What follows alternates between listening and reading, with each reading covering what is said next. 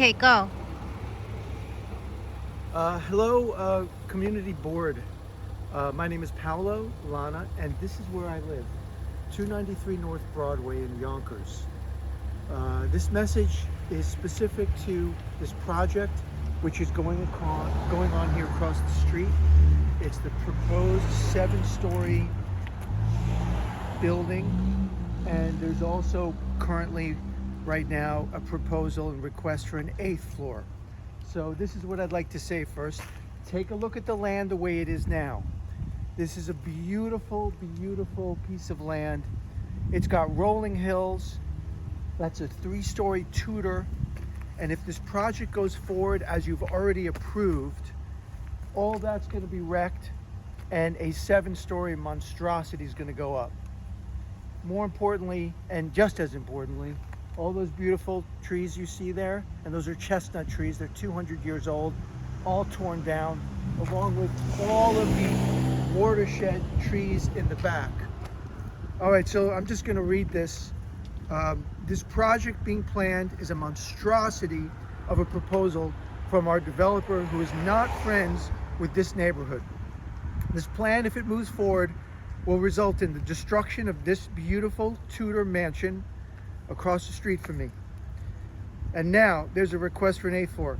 We'll get to that in a moment. I want to turn to the proposed complex. So nothing in this neighborhood is comparable to what is being proposed. All right? It's the total opposite of anything to be done in harmony with nature and with the natural habitats and vital watersheds that this land is currently sitting on. In the past, homes were indeed designed by architects that did projects in harmony with nature. This proposed project is the farthest thing from that. This is horrifying news for us and anyone living in this 1900s Swiss-inspired castle. That's where we live today. Let's move on. Let's take a walk down here. Get a closer look. The proposal and the architectural plans will take all of this dirt, all of this earth will be moved. According to the diagrams, the elevations and plan views, massive amounts of earth, this hillside that you see across the street will be extracted. That hillside will be removed. It's estimated in my calculations that over 100,000 cubic feet of dirt, stone, and ground will need to be extracted to set the stage for this new development.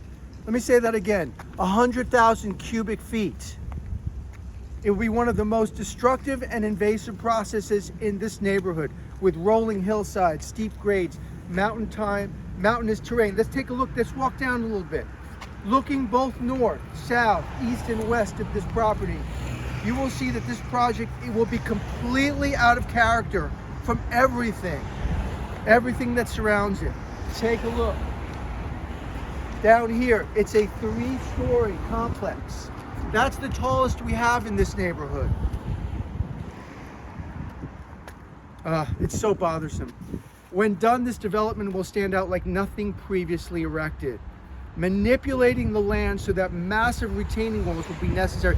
This building proposed will be like a sink. It'll be like a bathtub with 40-foot walls surrounding it. That will be what the ground will look like. But more importantly, now that you can visually see all this, let's get back to the earth moving.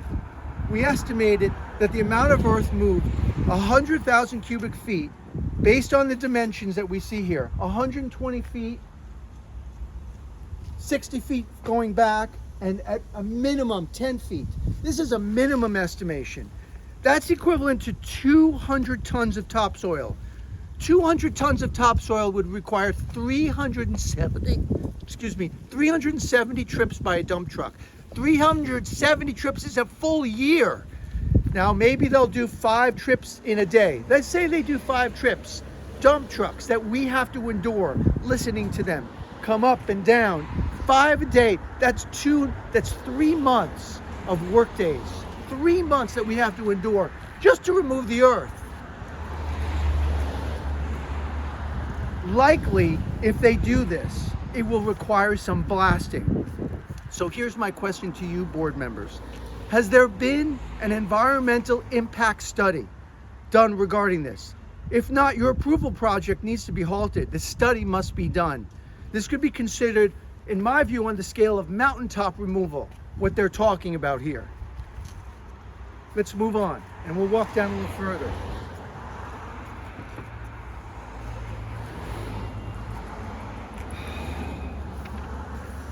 Loss of vital watershed.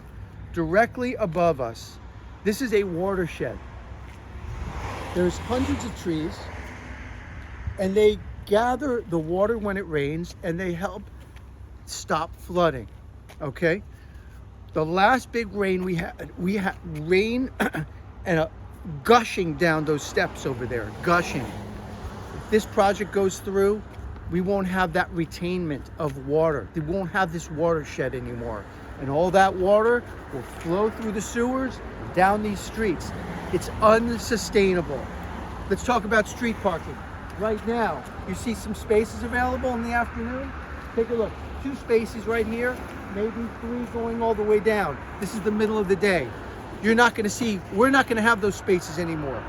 What's gonna happen is we lose all that flexibility. There's not enough parking on these streets to accommodate the 100 more residents that will move in. Even with their own parking planned, there will be friends, there will be family members. They won't be using that parking. They'll be using this street. They'll be using the street above. It's unsustainable. This is not affordable housing, and let's get this straight. This is a new housing project for profit. It is a development by a developer that will extract and abuse our land and our neighborhood. It's simply greed, development masquerading as affordable housing. So let's get to the 8th floor, because that's probably the only thing we can really fight at this point. Knowing everything that I've told you, you actually think they should get approved for an 8th floor? Are you going to rubber stamp this like you rubber stamp other things? Or are you going to actually stand up for our rights? Stop the 8th floor. They can use the 7th floor if they want a damn terrace. And it's wonderful. If they want a terrace, great. Use the 7th floor. We're against the 8th floor. We're against this project. Thank you very much for listening.